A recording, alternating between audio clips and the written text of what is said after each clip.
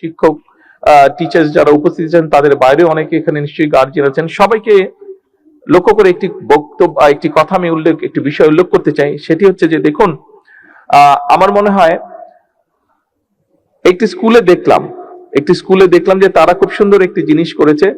Light, আমাদের যেরকম traffic light থাকে, লাল, হলুদ এবং সবুজ ট্রাফিক লাইট থাকে, ওরকম স্কুলের মধ্যে বোধহয় ট্রাফিক লাইট করেছে এবং ওই ট্রাফিক লাইটের মাধ্যমে তারা বোধহয় ওইটা কন্ট্রোল করে, তারা তখন ক্লাসে ঢুকে যায় যে কখন ক্লাসে ঢুকতে হবে কখন না। খুব সুন্দর একটি সিস্টেম। কিন্তু এইরকম জিনিসগুলো, অর্থাৎ রাস্তায় চলার সময় লাল দেখলে থামতে হবে, রাস্তায় চলার সময় সবুজ দেখলে যেতে হবে, হলুদ দেখলে থামার প্রস্তুতি নিতে হবে, এই যে এই বিষয়গুলো, এই শিক্ষাটি, আমি মনে করি এই শিক্ষাটি শুধুমাত্র প্রাথমিক টিচার যারা আছেন তারাই একমাত্র এটি বাচ্চাদের মনের মধ্যে দিয়ে দিতে পারবেন।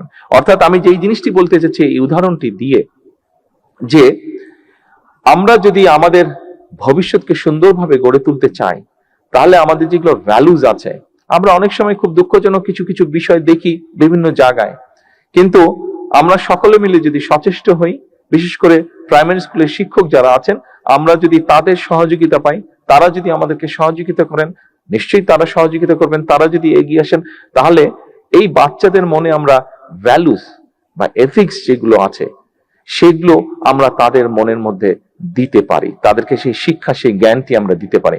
এবং আমি মনে করি ব্যক্তিগতভাবে একটি জাতির জীবনে যদি এথিক্স এবং ভ্যালুস শিক্ষা থাকে, তাহলেই আমরা একটি শক্তিশালী, সুন্দর, ডিসিপ্লিন একটি জাতি হিসাবে আমরা গড়ে তুলতে পারবো ধীরে ধীরে নিজেদেরকে।